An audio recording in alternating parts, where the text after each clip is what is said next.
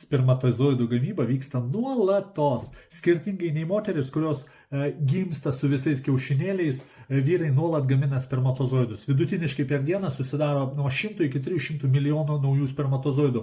Tai yra atsakymas vyrams į klausimą, ar yra kažkoks tai limitas, kada nustoja spermos gamintis. O be to sperma turi ne tik tai apvaisina, bet ir turi unikalių savybių. Joje yra daug maistinių medžiagų, tokių kaip fruktozė, kuri padeda judėti spermatozoidams. O kad jūs suprastumėte, kodėl tai vyksta, tiesiog vyrai yra storžieviai. Tai nebereikalo pasakyta. Vyro oda yra apie 25% storesnė nei moterų.